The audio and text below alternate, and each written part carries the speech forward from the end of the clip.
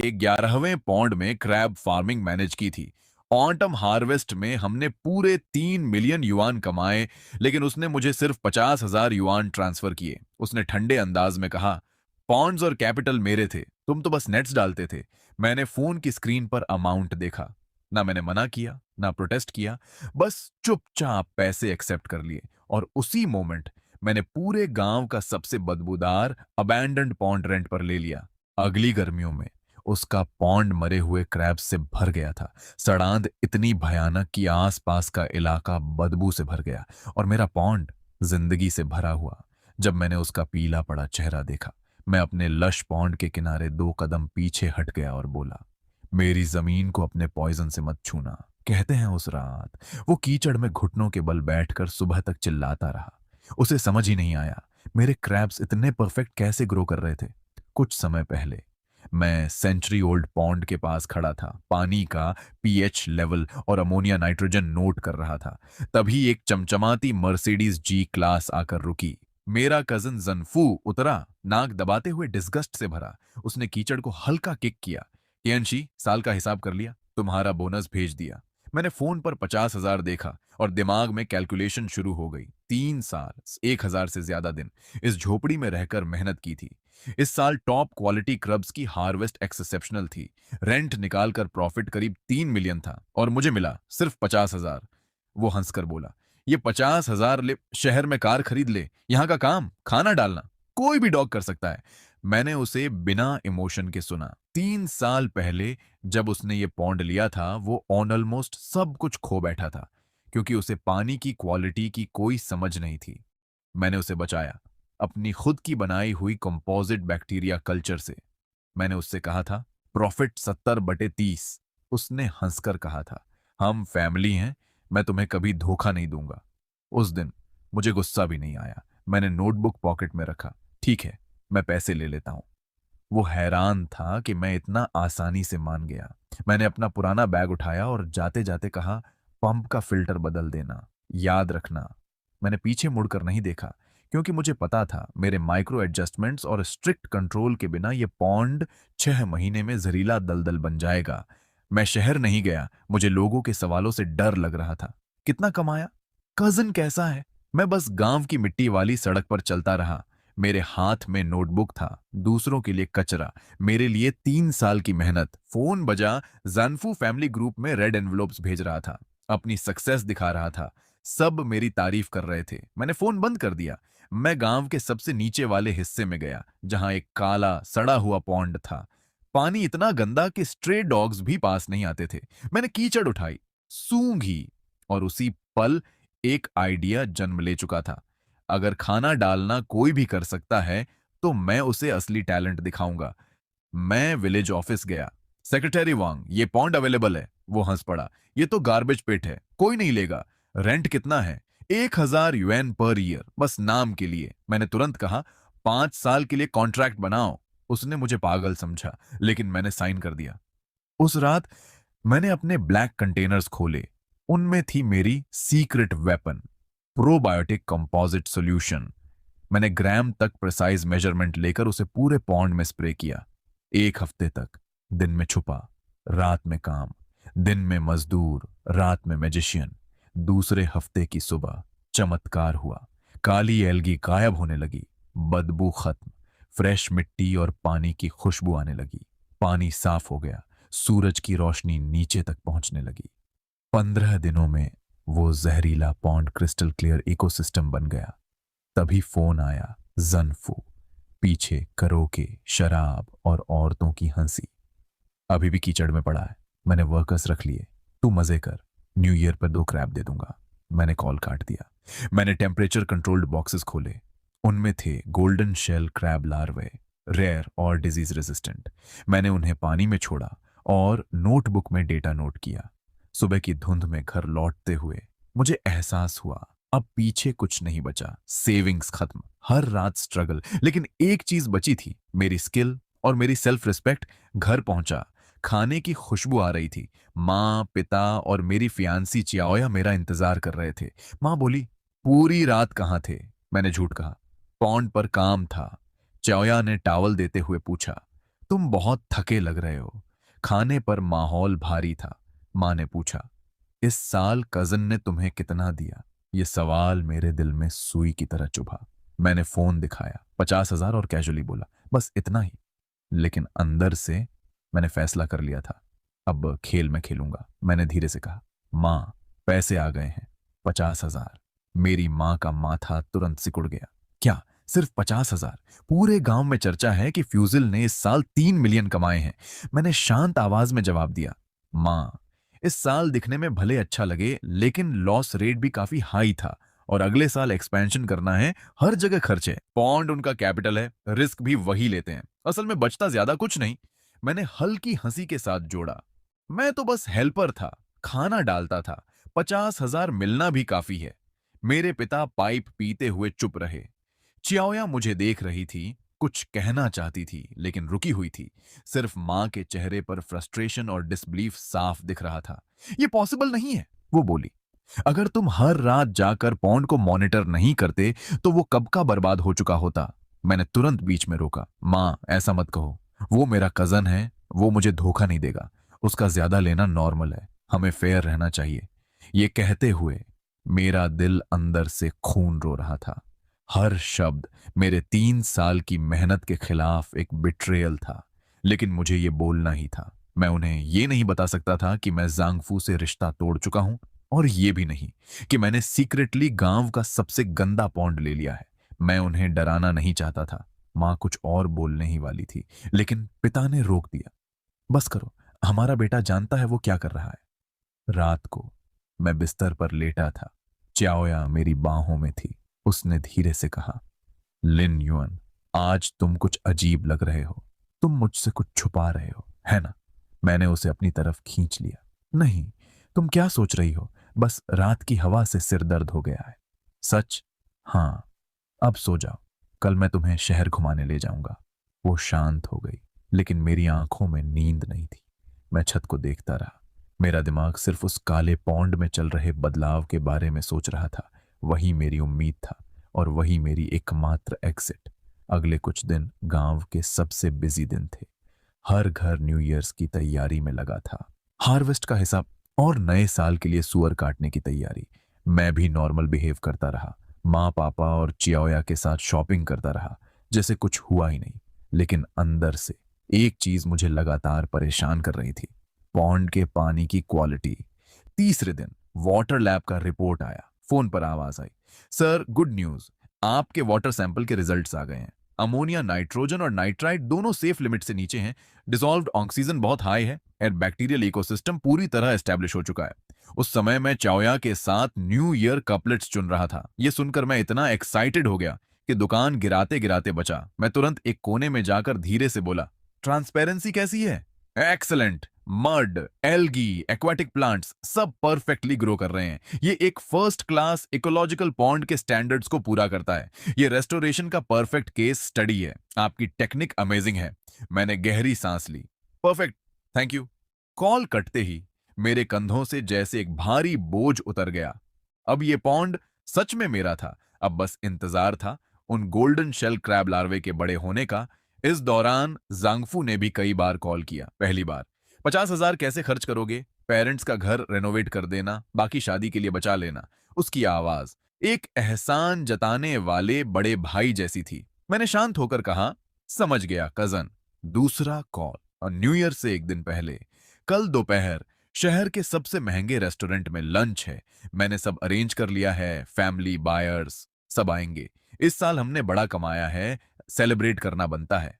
मैं समझ गया, वो बस शो ऑफ करना चाहता है, अपनी सक्सेस दिखाना और मुझे एग्जाम्पल बनाना। मैंने कहा, घर थोड़ा मैसी है, लेकिन उसने काट दिया, बहाने मत बना, कल जल्दी आना, गेस्ट्स को रिसीव करना है। कॉल कट गया। मैं हल्का सा हंसा। ड्रामा खेलना है तो ठीक है, खेलते हैं। न्यू ईयर की दोपहर मैं पेरेंट्स और चाओया के साथ रेस्टोरेंट गया। सबसे बड़ी प्राइवेट हॉल में 5 टेबल्स लगी थीं। अंदर जाते ही मैंने झंगफू को देखा, मेन टेबल पर बड़े बायर्स के साथ हंसते हुए। हमें देखकर उसने कहा, अरे, छोटे भाई की फैमिली आ गई, आओ बैठो। उसकी नजर मेरे पेरेंट्स के साधारण कपड़ों पर घूम रही थी, पूरी एरोगेंस के साथ। वो मेरे पास आया और एक औरत की तरफ इशारा किया। ये तुम्हारी भाभी लिली है। सबकी नजरें मुझ पर थीं। मेरे पेरेंट्स का चेहरा सख्त हो गया। चाओया का हाथ मेरे हाथ को कसकर पकड़ चुका था, लेकिन मैं बस मुस्कुराया। नमस्ते भाभी, मैं झांग। उसके बाद पूरा डिनर एक वन मैन शो बन गया।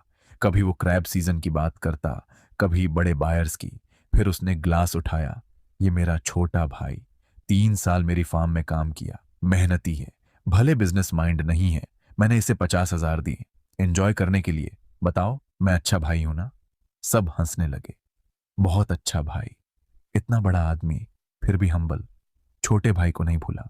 फिर किसी ने कहा, सुना है इसने खुद भी एक पॉन्ड लिया है, वो भी सबसे बेकार वाला। मेरे पिता चुप हो गए। चाओया का हाथ और कस गया। जांगफू हंसा। इतना बड़ा डिसीजन, और फैमिली को बताया भी नहीं। 50,000 भी वेस्ट कर दिए। कोई बात नहीं, जब नुकसान हो वापस आ जाना। तुम्हारा बड़ा भाई है ना? मैंने दांत भींच लिए। मेरे पेरेंट्स शर्म से लाल थे। चाओया की आंखें भर चुकी थीं। लेकिन मैं खड़ा हुआ, ग्लास उठाया। भाई, इन 3 सालों में आपने मेरा ख्याल रखा। ये टोस्ट आपके लिए। मैंने एक ही सांस में ड्रिंक खत्म कर दिया। सब चुप हो गए। जांगफू खुश था। उसे लगा मैं झुक गया, लेकिन वो नहीं जानता था ये टोस्ट उसके लिए नहीं था। ये था उस रिश्ते के लिए जिसे उसने खुद खत्म कर दिया। उस मोमेंट के बाद सब खत्म। रेस्टोरेंट से बाहर आते वक्त पापा चुप थे। मां आहें भर रही थी। चियाओया मेरा हाथ कसकर पकड़े थी। घर के पास पहुंचकर मैंने कहा, मां, पापा, आज आपको शर्मिंदगी झेलनी पड़ी, माफ करना। मां बोली, पैसों की चिंता मत कर, जरूरत हो तो हमें बताना। पापा बोले, लोग क्या कहते हैं फर्क नहीं पड़ता, फैमिली साथ है, बस वही काफी है। चाओया ने कहा, तुम जो कर रहे हो, मैं हमेशा तुम्हारे साथ हूं। उनकी बातें सुनकर मेरा दिल गर्म हो गया और मेरा रिजॉल्व और मजबूत। मैंने धीरे से कहा, मुझ पर भरोसा रखो, बस थोड़ा वक्त दो। आज जो इज्जत गई है, मैं उसे पूरी तरह वापस लेकर आऊंगा। मैं अकेला आंगन में खड़ा रहा। तभी फोन वाइब्रेट हुआ। मेरे पॉन्ड के नीचे लगे अंडर वाटर कैमरा से अलर्ट आया। मैंने ऐप खोली और स्क्रीन पर दिखा क्रिस्टल क्लियर पानी, लहराती एक्वाटिक प्लांट्स और उनमें छिपी हुई नई जिंदगी। पानी के अंदर एक्वाटिक प्लांट्स के बीच golden shell first generation baby crabs, सिक्के जितने छोटे, बेहद एनर्जी के साथ खाना ढूंढ रहे थे। ये सीन देखते ही मेरे अंदर एड्रेनालिन की एक नई लहर दौड़ गई। अगले कुछ महीनों में मैं बिल्कुल पहले जैसा ही बिहेव करता रहा। स्प्रिंग आते ही गांव फिर से एक्टिव हो गया। लोग पूछते, इस साल क्या करने वाले हो? मैं हर बार वही पुराने एक्सक्यूजेस देकर बात टाल देता। कुछ लोग मुझ पर तरस खाते, कुछ मजाक उड़ाते। तुम्हारा कजन भले सख्त है, लेकिन पैसा देता है, तुम उस बदबूदार पौंड में क्यों अटके हो? आजकल एक्वाकल्चर आसान नहीं है, किसी स्ट्रांग सपोर्ट के साथ रहना बेहतर है। ये सारी बातें एक कान से अंदर जाती और दूसरे से बाहर। मुझे पता था उनका इरादा गलत नहीं है। उन्हें सिर्फ सरफेस दिखता है, जंगफू की सक्सेस और मेरी फैमिली का डाउनफॉल उन्हें नहीं पता। इस शांत पानी के नीचे तूफान कब से पल रहा है, और ये भी नहीं कि मैं बस सही मोमेंट का इंतजार कर रहा हूं। जल्दी ही समर आ गया। लगातार हीट वेव अलर्ट्स आने लगे। क्रैब्स के लिए सबसे खतरनाक चीज हीट प्लस लो ऑक्सीजन। मैं समझ गया मेरा टाइम आ चुका है। मैंने टीवी बंद किया और पेरेंट्स से कहा, कल से मैं पौंड वाली झोपड़ी में शिफ्ट हो जाऊंगा, कुछ समय घर नहीं आ पाऊंगा। अगली सुबह मैं सूरज निकलने से पहले उठ गया, चुपचाप बूट्स पहने, और बाहर निकलने से पहले पेरेंट्स के कमरे की बंद दरवाजे को देखा। मन ही मन कहा, मां, पापा, एक बार और भरोसा कर लो। इस बार मैं आपको निराश नहीं करूंगा और किसी को हमारी फैमिली को नीचा नहीं दिखाने दूंगा। मैं सीधा पॉन्ड पर गया, नेट उठाया, और आज की हीट के बावजूद क्रैब्स बड़े, मजबूत, हेल्थी थे। मैंने हर पैरामीटर चेक किया, प्लांट्स, मड, ऑक्सीजन, सब परफेक्ट। मैंने पंप चालू किया। पानी की सरफेस लहराने लगी और मुझे साफ महसूस हुआ इस पानी के अंदर एक पावरफुल लाइफ फोर्स है। अब मुझे किसी की नजर की परवाह नहीं थी, लेकिन मैंने अपनी सक्सेस किसी को नहीं बताई। शो शुरू होने से पहले सब परफेक्ट होना जरूरी था। मैंने पॉन्ड का पूरा इंस्पेक्शन किया। बस थोड़ी सी फीड डालते ही क्रैब्स फ्रेंजी में आ जाते थे। उनकी एनर्जी जांगफू के क्रैब्स से कई गुना ज्यादा थी। जांगफू हमेशा कहता था उसका पॉन्ड फंगशुई ब्लेस्ड है, लेकिन सच, वो खराब क्वालिटी के डेड फिश डालता था। उसके पॉन्ड की मड टॉक्सिक हो चुकी थी, ब्लैक, स्मेली, और हीट आते ही ग्रीन ऑल्गी सरफेस पर पॉइजन की तरह तैरने लगती। पहले मैं हर रात जाकर एरेटर चलाता, एंटीडोट डालता। इन 3 सालों में मैंने उसे लाखों का नुकसान बचाया था, लेकिन उसके लिए यह सब नॉर्मल था। तभी उसका कॉल आया, कियांगी घर में एसी में मजे कर रहा है, कल सुबह 6 बजे आ जाना। कुछ क्रैब्स मर रहे हैं, उन्हें निकालना है, गांव वालों को पता नहीं चलना चाहिए। उसका टोन जैसे वो किसी सर्वेंट को ऑर्डर दे रहा हो। मैंने फोन कसकर पकड़ा, लेकिन आवाज शांत रखी। ठीक है, समझ गया। शाम को चावया आई सूप लेकर। वो बोली, आज वेदर बहुत अजीब है, हवा नहीं है, डॉग्स तक परेशान हैं, क्रब्स कैसे सरवाइव करेंगे। मैंने उसे गले लगाया। चिंता मत करो, मेरा इकोसिस्टम स्टेबल है, आज रात कुछ भी हो जाए ये पॉन्ड स्टेबल रहेगा। वो मुझे देखती रही। तुम कुछ छुपा रहे हो ना? मैं मुस्कुराया। कल सुबह तुम्हें एक मिरेकल दिखाऊंगा। मैंने उसे सच नहीं बताया। ये डिजास्टर बहुत बड़ा होने वाला था और मैं उसे इस डर में शामिल नहीं करना चाहता था। रात पूरी काली हो गई। तभी मेरे पिता आए अपने ट्राइसिकल पर, एक पावरफुल पंप लेकर। हम दोनों चुपचाप पॉन्ड के पास बैठे रहे। उन्होंने धीरे से कहा, यह मौसम ठीक नहीं है, 10 साल पहले ऐसा ही हुआ था और सारे क्रैब्स मर गए थे। फिर उन्होंने एक पुरानी सेविंग्स पासबुक मुझे दी। इसमें 20,000 युएन है, जरूरत पड़े तो यूज करना। मेरी आंखें भर आईं। पापा, इसकी जरूरत नहीं है, उन्होंने कहा। नेचर अनप्रिडिक्टेबल है, तुम अकेले लड़ रहे हो, ये हमारा सपोर्ट है। मैंने पासबुक कसकर पकड़ ली, दिल में कसम खाई, ऑटम हार्वेस्ट के बाद मैं इन्हें कई गुना लौट आऊंगा। उस रात मैं सोया नहीं। रात 2 बजे मैं उठा, वेदर चेक किया, ह्यूमिडिटी 95% प्रेशर एक्सट्रीमली लो। मैं जांगफू के पॉन्ड के पास गया और जो देखा वो खत्म होने की शुरुआत थी। पानी की सरफेस पर green fluorescent slime, massive cyanobacteria Bloom. मैंने कुछ नहीं किया, अब कोई कुछ नहीं कर सकता था। मैंने अपने पॉन्ड की तरफ देखा, शांत, स्टेबल, प्लांट्स ऑक्सीजन छोड़ रहे थे, क्रैब्स आराम से बैठे थे।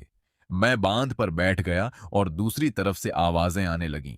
पानी में हलचल, क्रैब्स स्ट्रगल कर रहे थे ऑक्सीजन की कमी से। वे किनारे चढ़ने की कोशिश कर रहे थे, एक दूसरे को कुचलते हुए, फोम उगलते हुए, और फिर एक एक करके मरते गए। सुबह होते ही पूरे गांव में सड़े हुए क्रैब्स की बदबू फैल गई। गांव कैओस में बदल गया। 20 मिनट के अंदर जंगफू अपनी मर्सिडीज से कूदकर बाहर आया। उसने अपने पॉन्ड को देखा, मरे हुए क्रैब्स, ग्रीन पॉइजन, और वहीं चीख पड़ा, एक ऐसी चीख जो सब कुछ खत्म होने की थी। वो पागलों की तरह चिल्ला रहा था, रो रहा था, और मैं अपने पॉन्ड के किनारे खड़ा चुपचाप देख रहा था। अब खेल खत्म हो चुका था और असली जीत बस शुरू हुई थी। अचानक झंगफू ने जैसे ही अपना सिर घुमाया, उसकी नजर मुझ पर पड़ी और अगले ही पल वो लड़खड़ाते हुए मेरी तरफ भागा। उसकी चाल में घबराहट थी, आंखों में डर, और चेहरे पर पूरी तरह टूटी हुई उम्मीद। लेकिन जैसे ही वो मेरे करीब आया, उसने मुझे नहीं, मेरे पीछे देखा। मेरे पीछे एक लग्जूरियंट इकोलॉजिकल पॉन्ड फैला हुआ था, क्रिस्टल क्लियर पानी, नीचे तक साफ दिखाई देता हुआ तल, और उसमें धीरे धीरे घूमते हुए golden shell giant river crabs जो पूरी शांति से अपना खाना ढूंढ रहे थे। उसका चेहरा जो पहले गुस्से से भरा था, अब पूरी तरह सफेद पड़ चुका था। होंठ कांप रहे थे। ये ये वही गंदा पॉन्ड है। मैंने उसे सीधा देखा। मेरी आंखों में कोई इमोशन नहीं था। तुम्हें क्या लगता है? फिर मैंने धीरे से कहा, और तुम्हारे क्रैब्स क्यों मर गए पता है? क्योंकि मैं नेचर को रिस्पेक्ट करता हूं और तुम सिर्फ प्रॉफिट कैलकुलेट करते हो। अचानक जैसे उसका आखिरी सहारा भी टूट गया हो, वो मेरे सामने सीधे घुटनों के बल गिर पड़ा। कीचड़ उसके कपड़ों पर फैल गया। कियांशी, मुझसे गलती हो गई, मैंने तुम्हारे साथ गलत किया, प्लीज मुझे माफ कर दो। उसकी आवाज टूट रही थी। जल्दी अपना वो मिरेकल सॉल्यूशन दे दो, मेरे पॉन्ड को बचा लो। वो लगभग रोते हुए बोला, 1 महीने के लिए नहीं, मैं तुम्हें 20,000 युआन पर मंथ दूंगा, बस मेरा पॉन्ड बचा लो प्लीज। तभी पीछे से भारी आवाज आई। कई refrigerated trucks luxury sea food brand के लोगों के साथ धीरे धीरे आकर मेरे पॉन्ड के किनारे रुक गए। मैंने उसकी तरफ देखना भी जरूरी नहीं समझा। मैंने अपने वाटरप्रूफ बूट्स पहने और सीधे पानी में उतर गया। मैंने नेट डाला और एक क्रैब बाहर निकाला। 350 ग्राम से भी ज्यादा भारी, green back, white belly, top grade premium king crab. किनारे खड़े शंघाई के बड़े रेस्टोरेंट के परचेज डायरेक्टर की आंखें चमक उठीं। ये तो एक्सेप्शनल क्वालिटी है, ऐसे क्रैब्स बहुत रेयर होते हैं। मैंने वो क्रैब उसके हाथ में दिया, फिर धीरे से मुड़कर जंगफू की तरफ देखा। वो अभी भी जमीन पर गिरा हुआ था। मेरी आवाज बिल्कुल ठंडी थी, 2 कदम पीछे हटो। तुम्हारे पॉन्ड के ब्लू एल्गी टॉक्सिन्स मेरे इकोलॉजिकल पार्क को कॉन्टेमिनेट कर सकते हैं, मैंने बिना रुके आगे कहा। और हाँ, मेरे सारे क्रैब्स पहले ही प्री बुक हो चुके हैं। अपने 20,000 युएन बचाकर रखो, पेनल्टी भरने के काम आएंगे। ये कहकर मैंने उसे एक बार भी और नहीं देखा। मैं पूरी तरह अपने काम में लग गया। वर्कर्स को निर्देश देने लगा, सावधानी से उठाओ, डैमेज नहीं होना चाहिए। बास्केट के बाद बास्केट प्रीमियम क्रैब्स ट्रक्स में भरते गए। हर एक crab perfect size, perfect health, perfect value. किनारे खड़ा परचेस डायरेक्टर वेट शीट देखकर मुस्कुरा रहा था। इस फर्स्ट बैच के लिए मैं तुम्हें मार्केट का हाईएस्ट प्राइस दे रहा हूं और अगले साल की पूरी प्रोडक्शन भी रिजर्व करता हूं। मैंने उसका हाथ मजबूती से थामा। डील। उसी मोमेंट 1 मिलियन युएन का एडवांस पेमेंट सीधे मेरे अकाउंट में ट्रांसफर हो गया। मैंने फोन की स्क्रीन देखी, डिजिट्स की लंबी लाइन, और मेरे होठों पर हल्की मुस्कान आ गई। ये सिर्फ पैसा नहीं था, ये मेरी आजादी थी, मेरी मेहनत का रिजल्ट और मेरी पहचान। दूसरी तरफ जंगफू पूरी तरह कीचड़ में गिर चुका था। वो बस देख रहा था। एक एक करके ट्रक्स मेरे पॉन्ड से निकलते जा रहे थे। तभी उसका फोन बजा, एक के बाद एक कॉल्स। अगर तुम डिलीवरी नहीं कर पाए तो कॉन्ट्रैक्ट के हिसाब से ट्रिपल पेनल्टी देनी पड़ेगी। कॉल कट गया। उसकी आंखों में जो डर था वो अब टूट कर बिखर चुका था। उसने इस साल बड़े कॉन्ट्रैक्ट साइन किए थे क्योंकि उसे लगा था सब कुछ पहले जैसा ही होगा। लेकिन अब उसके पास था टॉक्सिक पानी, डेड क्रैब्स और करोड़ों की पेनल्टीज। सुबह का सूरज उग चुका था। हल्की धुंध के बीच पानी चमक रहा था और पहली बार मैंने महसूस किया मेहनत का असली सुकून। पहले हर दिन डर था, वेदर, ऑक्सीजन, एल्गी, हर रात एक गैम्बल। लेकिन अब अपने खुद के पॉन्ड के किनारे खड़ा, परफेक्ट इकोसिस्टम के साथ, मैंने पहली बार रिजल्ट को एंजॉय किया। मैंने अपने हाथों की मिट्टी झाड़ी और मन ही मन सोचा, अब इस पार्क को और बड़ा बनाऊंगा और इस इंडस्ट्री में अपना नाम बनाऊंगा। मैं शहर में अपना घर खरीदूंगा और अपने पेरेंट्स के लिए नया जीवन बनाऊंगा। ये सब पहले सिर्फ सपना था, अब हकीकत। मैं घर लौटा, इस बार थका हुआ नहीं बल्कि हल्का महसूस करते हुए। मैंने गर्म पानी से नहाया, टेबल पर बैठा और फैमिली के साथ खाना खाया। फिर मैंने फोन उठाया और अपना बैंक बैलेंस दिखाया। मां की आंखों से आंसू निकल पड़े, पिता के हाथ कांप रहे थे। हमारा बेटा सफल हो गया। उस दिन मैं अपने कमरे में गया, पुराना लैपटॉप लॉक करके ड्रॉअर में रखा और बिस्तर पर लेट गया। और बहुत समय बाद मैं गहरी नींद सोया। दूसरी तरफ जंगफू की दुनिया खत्म हो रही थी। Clients, dates, penalties. उसकी फियांसे लिली बैग्स लेकर चली गई। मैं तुम्हारे साथ बर्बादी में नहीं रह सकती। वो उसे रोक नहीं पाया। वो जमीन पर गिर गया और वहीं समझ गया, सब खत्म। 3 दिन बाद मेरी पहली फुल हार्वेस्ट, 2 मिलियन युएन। लेकिन मैंने लग्जरी नहीं चुना। मैंने चाओया के साथ 140 वर्ग मीटर का अपार्टमेंट कैश में खरीदा। जब मैं गांव लौटा सब कुछ बदल चुका था। जो लोग मुझे हंसते थे अब मुझे भाई बुलाते थे। और जंगफू, उसका घर बिक रहा था, कार गिरवी थी, क्रेडिटर्स दरवाजा तोड़ रहे थे। हाँ, उसका पौंड जो उसका सपना था अब एक बोझ बन चुका था। वही एक दिन मैं अपने पौंड के पास काम कर रहा था। दीवार के उस पार वो एक डीलर से लड़ रहा था। तुम्हारा पौंड पूरी तरह सड़ चुका है, मैक्स 20,000 युआन दूंगा। झांगफू चिल्लाया, सिर्फ एरेट्रस ही इससे ज्यादा के हैं। लेकिन अब कोई उसकी सुनने वाला नहीं था और मैं अपने साफ शांत पानी के सामने खड़ा, बस एक बात महसूस कर रहा था, इस बार मैंने सिर्फ पैसा नहीं कमाया, मैंने अपनी इज्जत, अपनी पहचान और अपना भविष्य जीत लिया। ये कीमत है, लेनी है तो लो, नहीं तो छोड़ दो। मेरे अलावा कोई भी तुम्हारे इस सड़े हुए पौंड को नहीं खरीदेगा। जंगफू जंगफू वहीं खड़ा रह गया। उसके हाथ मुट्ठी बनते और खुलते रहे। उसकी आंखों में आखिरी उम्मीद भी बुझ चुकी थी। कुछ सेकंड बाद, जैसे हवा निकल चुका गुब्बारा, उसने धीरे से सिर हिला दिया। कॉन्ट्रैक्ट साइन हुआ। डीलर ने जेब से 20,000 युआन कैश निकाले और उसके सामने फेंक दिए। उसी पल जांगफू ने सिर उठाया। ग्रिल के उस पार उसकी नजर मुझ पर पड़ी। मैं हाथ में वॉकी टॉकी लिए खड़ा था, नेक्स्ट रेफ्रिजरेटेड ट्रक के डिस्पैच को मैनेज कर रहा था। मैंने उसकी तरफ देखा तक नहीं। मेरी ये पूर्ण अनदेखी उसके लिए किसी थप्पड़ से भी ज्यादा दर्दनाक थी। वो मेरी सीधी खड़ी हुई सिलुएट को देखता रहा और फिर अपने हाथ में पकड़े कुछ नोटों को। उसके अंदर अचानक एक ऐसा पछतावा उमड़ा जिसे शब्दों में बयान करना नामुमकिन था। वो जोर से चिल्लाया और पागलों की तरह भागकर किनारे पर पड़ी एक वाटर पंप के पास पहुंचा। उसने जमीन से एक व्रेंच उठाई और पूरी ताकत से वार किया। धड़ाम! वो पंप, जिसकी कीमत दसियों हजार थी, कुछ ही सेकंड में लोहे के टुकड़ों में बदल गई। लेकिन अब कुछ भी बदलने वाला नहीं था। मेरा सफर यहीं से शुरू हुआ। मेरा बिजनेस उड़ान भर चुका था। जो बायर पहले एक बार आया था, वो मेरा सबसे लॉयल क्लाइंट बन गया। मैंने खुद को सिर्फ एक पॉन्ड तक सीमित नहीं रखा। मैंने एक कंपनी शुरू की, एक्वाकल्चर टेक्नोलॉजी कंपनी।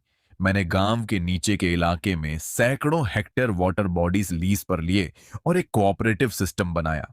मैंने गांव के मेहनती और ईमानदार लोगों को साथ लिया और उन्हें पर्सनली ट्रेनिंग दी, मॉडर्न एक्वाकल्चर टेक्निक्स।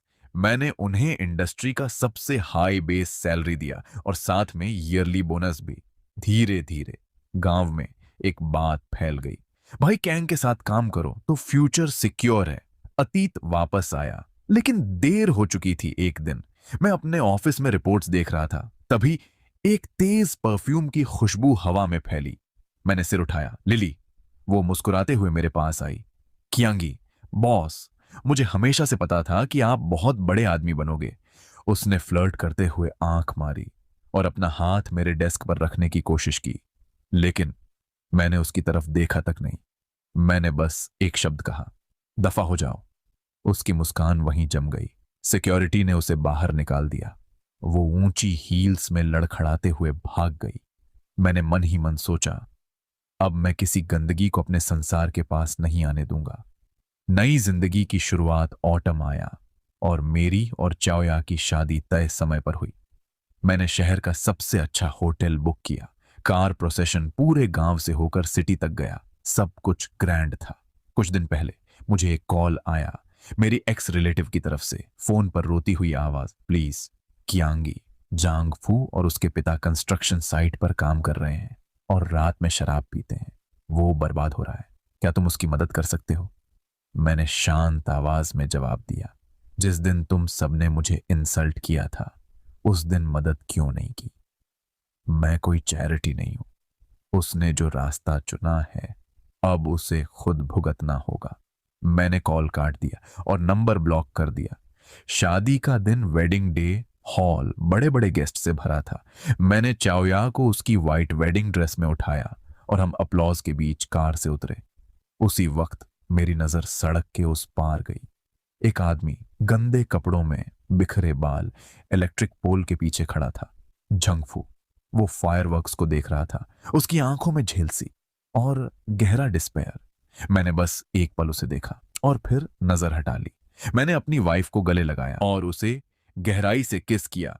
आखिरी सच्चाई, कुछ ही समय में विंटर आ गया। बाहर बर्फ गिर रही थी, अंदर हीटर चल रहा था। चौया का पेट अब गोल हो चुका था। वो मेरे कंधे पर सिर रखे बैठी थी। पास में मेरे पेरेंट्स हंसते हुए हमारे फ्यूचर बच्चे का नाम सोच रहे थे। टीवी पर न्यूज चल रही थी, हाल ही में पुलिस ने इलीगल गैम्बलिंग रैकेट पकड़ा है। स्क्रीन बदली, हैंडकफ्ड क्रिमिनल्स दिखाए गए। एक चेहरा मेरी नजरों में अटक गया, झंगफू, और भी ज्यादा टूटा हुआ, आंखों के नीचे काले घेरे, जैसे जिंदा लाश। न्यूज में बताया गया वो भारी कर्ज में डूब गया था और फिर फ्रॉड और इलीगल गैम्बलिंग में शामिल हो गया। अब वो शायद जिंदगी भर जेल में रहेगा। मैंने उसे देखा, लेकिन मुझे कोई खुशी नहीं हुई, सिर्फ शांति, क्योंकि जो खुद कीचड़ में डूबना चुनता है उसे कोई नहीं बचा सकता। मैंने टीवी बंद किया और एक लाइट एंटरटेनमेंट शो लगा दिया। घर में फिर से हंसी गूंजने लगी। मैंने धीरे से अपना हाथ चाओया के पेट पर रखा। अंदर बेबी की हलचल महसूस हुई, जैसे एक नया इकोसिस्टम जन्म ले रहा हो, जीवन से भरा हुआ, एनर्जी से भरा हुआ। मैंने मजबूती से अपनी जिंदगी की स्टीयरिंग पकड़ ली, क्योंकि अब मेरे सामने रास्ता पूरी तरह खुला था।